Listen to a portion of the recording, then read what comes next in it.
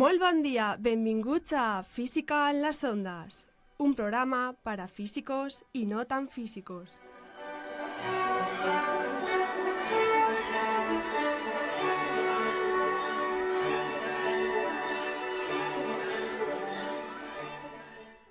Hoy desde la radio de la Universidad de Alacant os traemos un nuevo episodio de Física en las Ondas.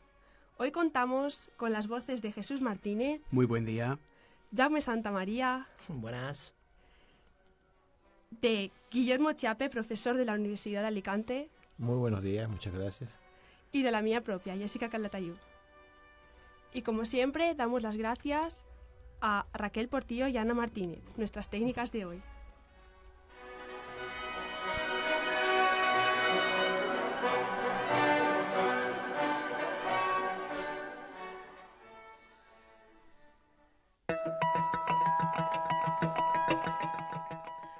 Hoy vamos a hacer un cambio y vamos a primero hacer nuestro fisicertijo. Así que bueno, Jaume, háblanos un poco del fisicertijo pasado y del de esta semana. Bueno, primero vamos a recordar el del programa anterior, que fue: si el campo magnético de la Tierra desapareciese, ¿sobreviviríamos? Y bueno, realmente parece que nadie ha conseguido responder correctamente a este fisicertijo.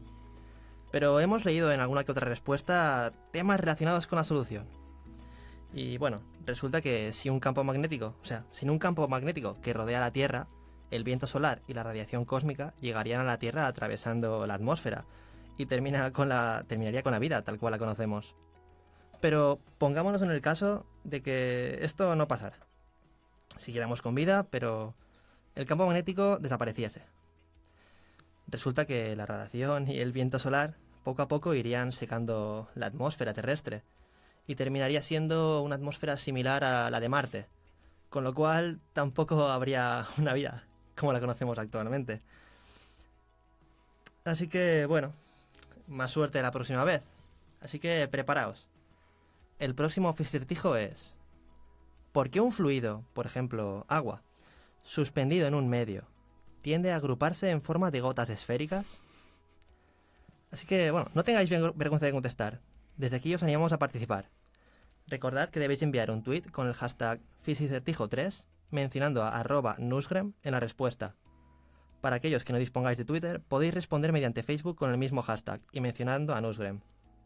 Para más información podéis entrar a nuestra página web www.newsgram.es.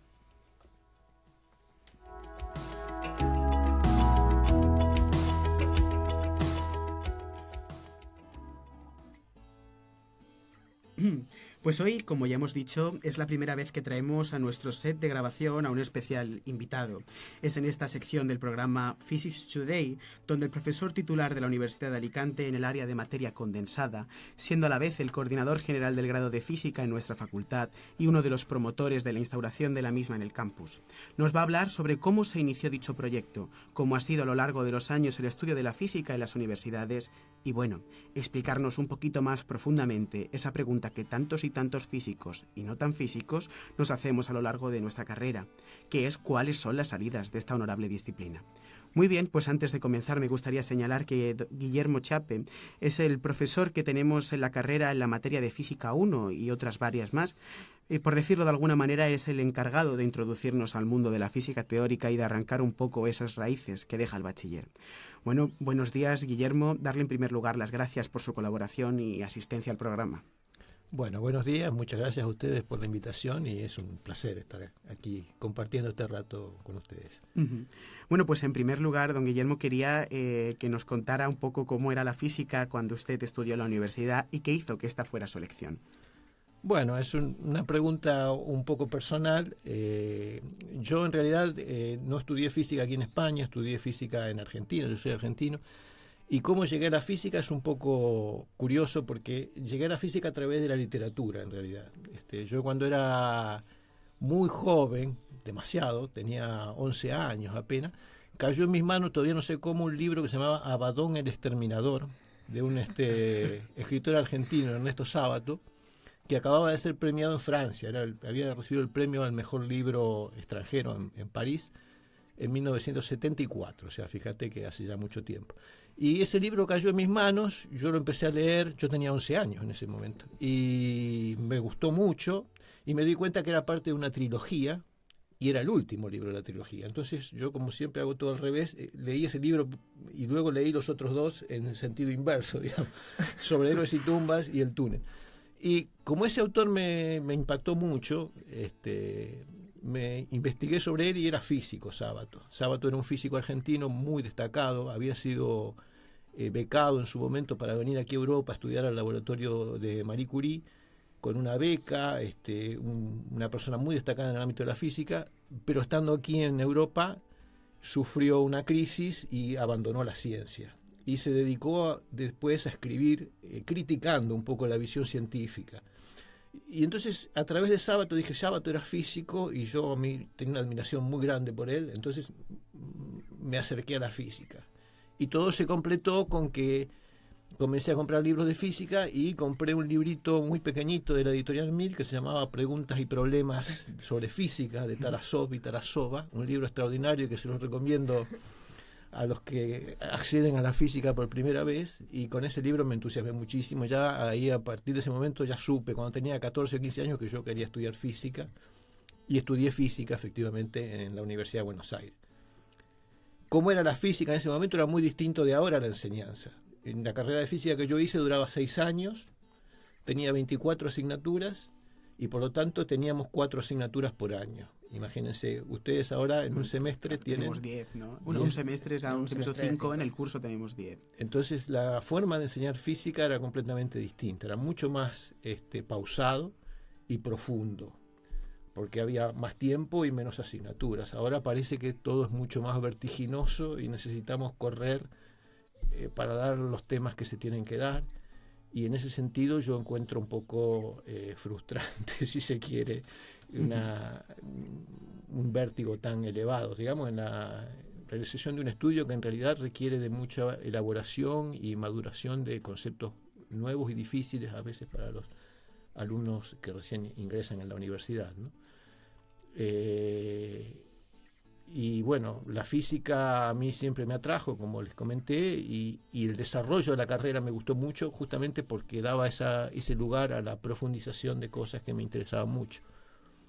Claro, eso que acabas de decir, ¿no? De que se impartía la física en 6 años y ahora en 4, por lo que ahora casi que en carreras de ciencias es casi obligatorio hacer un máster, ¿no? Con especialización. Claro, imagino que eso en su momento, cuando usted estudió física, pues, no era de esa manera, no era tan obligatorio. No, el título era el título de licenciado en física, el que yo obtuve al cabo de 6 años, y luego de ese título se entraba directamente al doctorado. O sea que yo hice una carrera de 6 años, luego un doctorado de 4 años, y al cabo de 10 años era doctor en física. ¿Y te doctoraste también en la Universidad de Buenos Aires? No, yo empecé a estudiar en la Universidad de Buenos Aires y al cabo de 2 años rendí un examen para ingresar a un instituto que había en Argentina, que se llama Instituto Balseiro. Es un instituto muy, muy prestigioso, donde se ingresa solamente por examen y te becan para estar ahí. Entonces yo ingresé a Bariloche, becado para estudiar física, y los últimos 4 años los hice en Bariloche.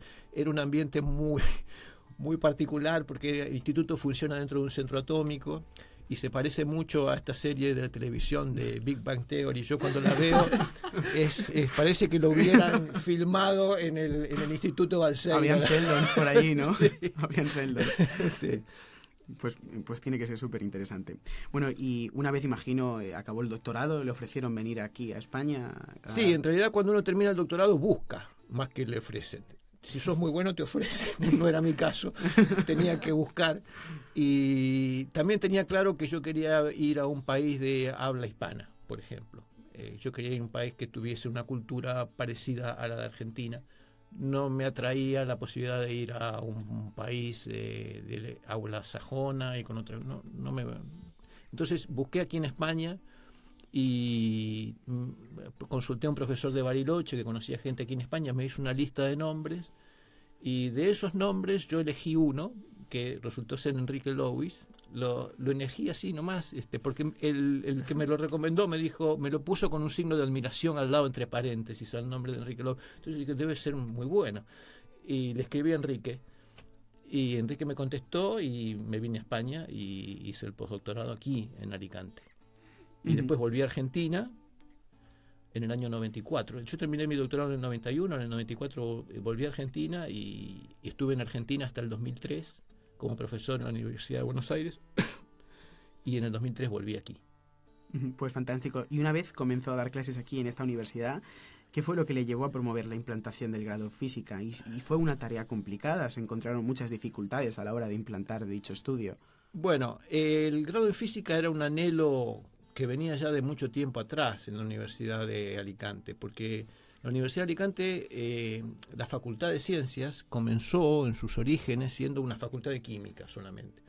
Luego se incorporó matemáticas, luego biología, luego geología, pero por alguna razón física nunca estuvo en los planes, quizás porque en esos momentos no coincidía que hubiese gente físicos, digamos, formando parte de la Universidad de Alicante. Y siempre fue una carencia grave, porque una facultad de ciencias que no tiene física realmente es llamativo. La física para mí es la ciencia más importante. Qué raro en un físico que se diga eso. Entonces, se hicieron muchos intentos, comenzando por la época cuando estaba de decano Llorca, y era el jefe del departamento de física José Antonio Vallés Abarca. Se intentó, no se consiguió. Se siguió intentando luego en la época en que estaba Balbino como decano de la Facultad de Ciencias. También lo intentaron Juan Antonio Miralles y Enrique Lovis, que en ese momento eran director del departamento, Juan Antonio, y Enrique era el secretario. Y esa vez casi se consigue, llegó a figurar en el boletín oficial del Estado, la implantación del grado en física en la Universidad de Alicante, y a último momento la Generalitat Valenciana paró el proyecto y no se pudo concretar. O sea que finalmente luego vino Carlos como director, Carlos Untiet, y yo como secretario, y volvimos a tratar de reflotar la idea. En ese caso contamos realmente con un apoyo muy remarcable de parte de quien en ese momento era decano, que era Andreu Bonet, y luego Luis Gras, que continuó luego de Bonet como decano. Ambos apoyaron muy fuertemente el proyecto de realización del grado en física, y esta vez tuvimos la suerte de poder coronarlo, pero como digo, fue un proceso de mucho tiempo, y que hoy esté implantado el grado en física se debe también a esos intentos anteriores que hicieron los que eran directores del departamento y secretarios antes, que sin duda fueron un antecedente válido para que ahora finalmente podamos concretarlo. O sea que aquí está el esfuerzo de mucha gente, ¿no?, detrás. ¿Y se sabe por qué denegaban esas...? No sé, o sea... Mira, siempre hay cuestiones que son más bien políticas o de cuestiones de distribución también de la docencia. Muchas veces costaba llegar a acuerdos sobre cómo tenía que ser el contenido del programa de grado en física para dejar satisfechos a todos los departamentos. Otras veces había cuestiones políticas de más alto nivel, digamos, que frenaban la cuestión porque se decía que había otras universidades cerca donde también había grado de física, por ejemplo Murcia o Valencia, pero en el fondo tampoco eso era un argumento muy sólido, porque también hay otras ciencias en otras universidades cercanas, y sin embargo aquí hay esas mismas ciencias en la facultad, ¿no? Yo creo que es porque el departamento de física al comienzo no tenía suficiente peso específico, lo fue cogiendo con el tiempo, y finalmente maduró el proceso, ¿no? Y hemos escuchado mucho, al menos yo, a varios compañeros decir que la Universidad de Alicante se busca o se lleva buscando desde que se empezó a implantar el grado en física, el doble grado tan famoso que tanto tiempo se lleva escuchando de física y matemáticas, que se supone que es la nota más alta de corte de toda España en Madrid, en la universidad, bueno, no sé qué facultad es exactamente, pero... Creo que es la Autónoma, pero no estoy seguro. Es cierto esto. Bueno, mira, lo que ocurre es que cuando estaba Balbino como decano de la facultad, Balbino tenía un proyecto que era que el primer año de todas las carreras de la facultad fuese común. O sea, que todos cursaran la misma matemática, todos cursaran la misma física, todos hicieran biología, todos hicieran química. ese proyecto no prosperó. Pero yo creo que un poco como consecuencia de eso quedó la idea de hacer una doble titulación en física y matemática, viendo las vinculaciones evidentes que hay entre las dos ciencias, ¿no? Y al punto que este programa que finalmente se ha concretado, yo creo que retiene muchas de las ideas que hubo en ese momento cuando se intentó hacer un doble grado. Si vos te fijas en el programa, contiene una cantidad de matemáticas que es mayor que la que tienen otros grados de física, por ejemplo el que está en Valencia o en Murcia. Aquí hay un énfasis mayor en matemáticas y viene un poco de esa, como herencia de ese intento, ¿no? Bueno, y escapándonos un poco por la tangente de este tema, estuvimos hablando todo el equipo que creíamos muy interesante la siguiente cuestión, y es ¿qué le diría usted a los profesores y alumnos de bachiller que quieren cursar la carrera de física? Y también si añadiría o corregiría usted algo en la manera en la que se imparte la asignatura de física en el curso de segundo de bachillerato. Bueno, ¿qué les diría yo a los estudiantes de bachillerato que quieren estudiar físicas? Que estudien y lo hagan aquí en la universidad. Muy bien, muy bien. Y en cuanto a cómo se enseña la física en el bachillerato, yo tengo la impresión, después de haber tener contacto con muchos chicos en primer año, yo fui profesor en primer año aquí en el grado de química, en el grado de geología y ahora en el grado de física. Y siempre tengo la sensación de que se enseña la física más que nada como una suerte de aplicación de fórmulas. Y eso es muy contraproducente porque no se entienden las cosas y genera una sensación de algo feo, árido, muy repetitivo, cuando es todo lo contrario. La física es una ciencia muy original, que requiere de un pensamiento, requiere pensar, requiere tener ideas nuevas, ver los problemas de diferentes puntos de vista, y todo eso yo creo que está un poquito ausente en la enseñanza que se hace en el bachillerato, quizás porque los profesores mismos de bachillerato no han recibido ese tipo de formación. Si tenemos en cuenta que aquí recién ahora se está implantando el grado en física, quienes están enseñando física en el bachillerato ahora, a lo mejor es gente que no necesariamente recibió una formación en física, a lo mejor recibió una formación en ciencias aledañas a la física, pero no en física. Sí, y entonces, en efecto, es más, creo que la gran mayoría de la gente que da física en segundo de bachiller, puesto que los físicos en la oposición de física y química piden una parte de química, y claro, los físicos en nuestra carrera pues tenemos una parte de química bastante reducida. Sí que sé que la gran mayoría de los departamentos de física y química de los institutos están compuestos por gente que ha estudiado química, claro, o alguna. Entonces, claro, normalmente son gente licenciada en química la que nos da física en segundo de bachiller, ¿no? Y yo creo que, bueno, esa podría ser un poco la explicación de por qué la enseñanza de la física tiene ese matiz, digamos, en el bachillerato, que sería bueno cambiar. Muy bien. Y bueno, y para todas aquellas personas que estamos en la carrera o aquellas que están planteándose entrar, ¿qué respondería usted a esa duda tan existencial que tanto nos preguntan cuando le decimos a alguien que estudiamos física y nos responden, bueno, ¿y eso para qué sirve, ¿no? ¿Y cuáles son las salidas de dicha carrera? Bueno, hay que tener en cuenta que la sociedad cambió mucho en los últimos tiempos, cada vez cambia más rápido, y hoy en día lo fundamental para tener un empleo bueno, digamos, es tener una capacidad de adaptación grande, una versatilidad grande. Y yo creo que la física, la carrera de física, le brinda al estudiante esa posibilidad, porque es una carrera, como decía al comienzo, que requiere aprender a pensar más que nada, a resolver problemas, a poder enfocar un problema de un lado, del otro, a sacar conclusiones generales, a partir de un problema sacar conclusiones que se pueden aplicar a otro. Y esa manera de ser, digamos, que estimula la física, es un requerimiento cada vez más importante en el empleo de alta calificación que se va generando en una sociedad cada vez más tecnológica.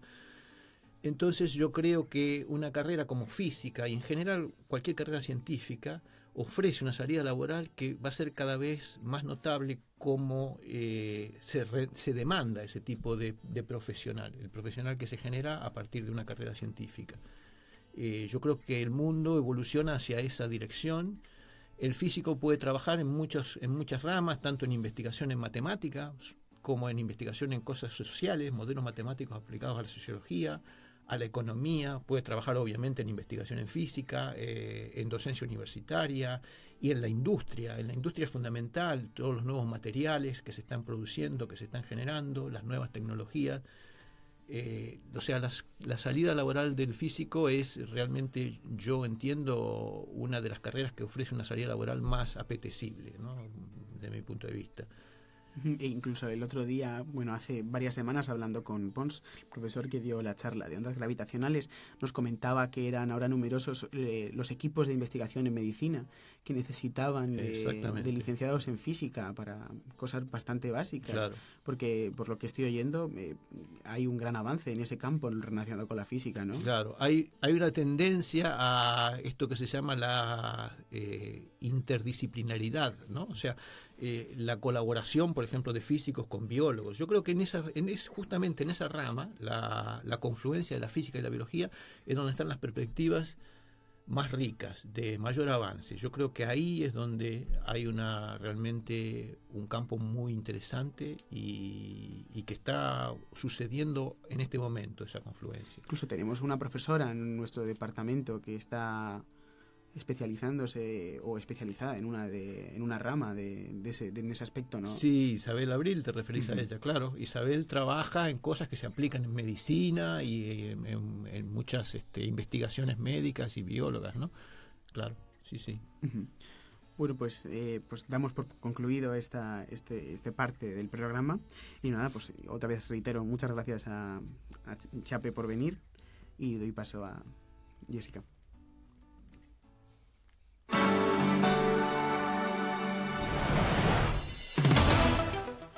Cienticias. Bueno, ya pasamos a nuestra sección de noticias y os vamos a hablar sobre un par de noticias que hemos creído interesantes.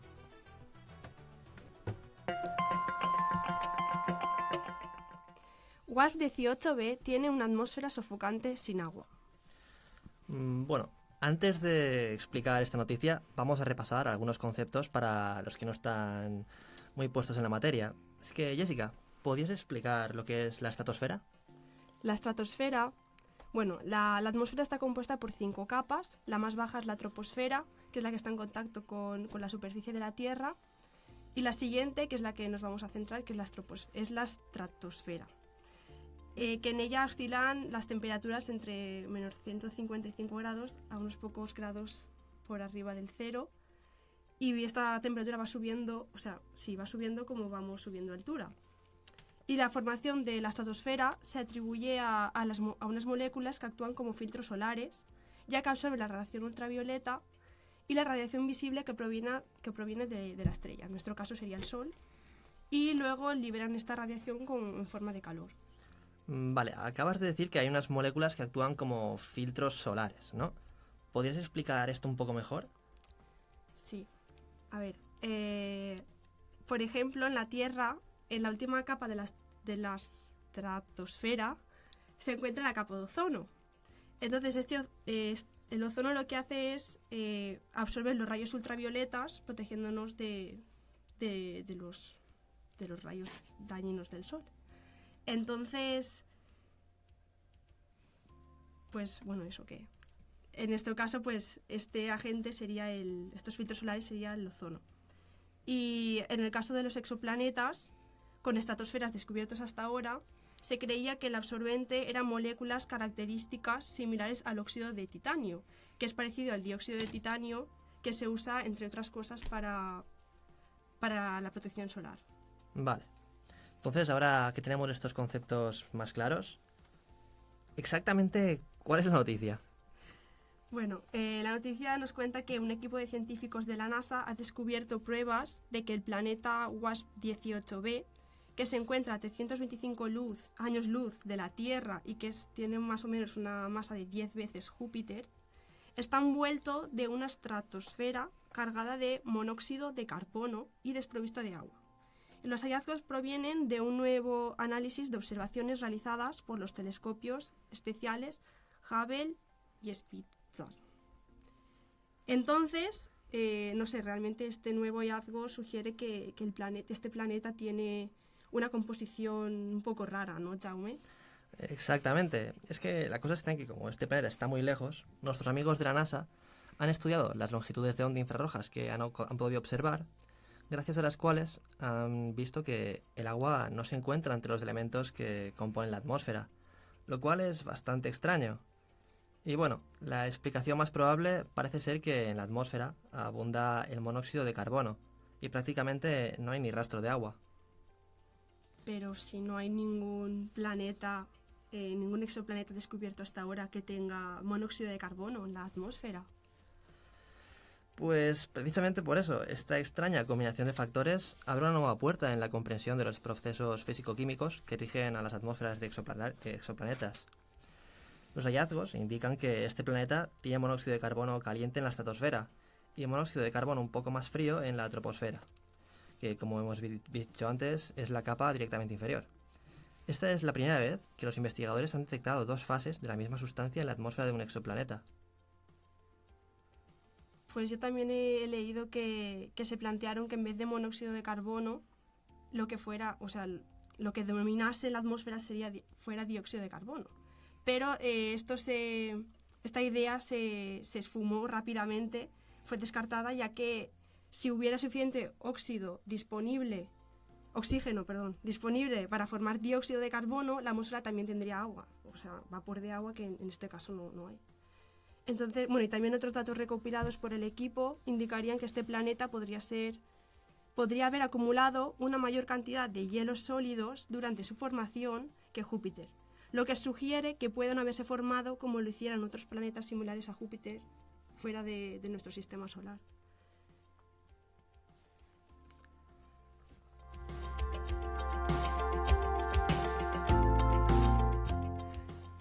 Y bueno, la última noticia que vamos a comentar va sobre reacciones fotonucleares desencadenadas por descargas de rayos. Vale, vamos a decirlo bastante rápido.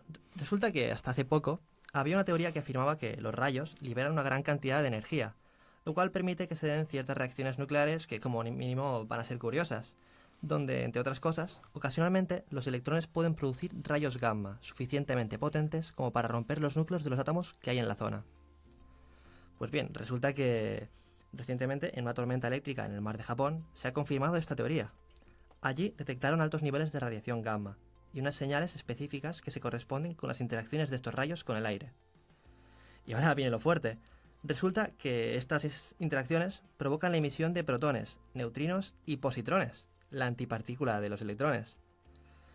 Entonces, esto junto a los rayos cósmicos y las estrellas es la tercera forma de conseguir antimateria por un proceso natural.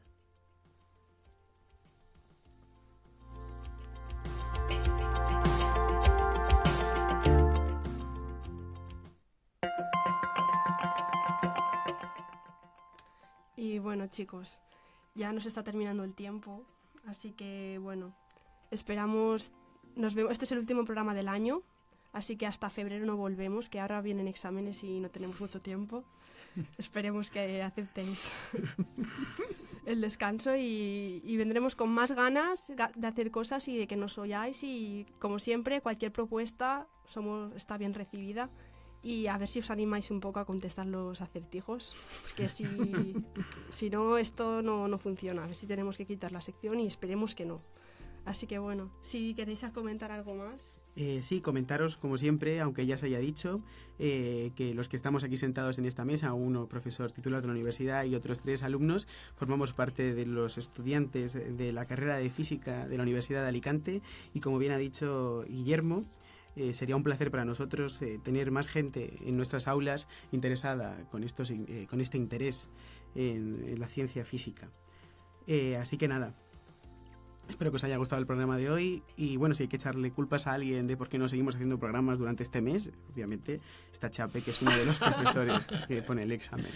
Bueno, muchas gracias por la invitación y un placer realmente compartir, como les dije, este rato con ustedes.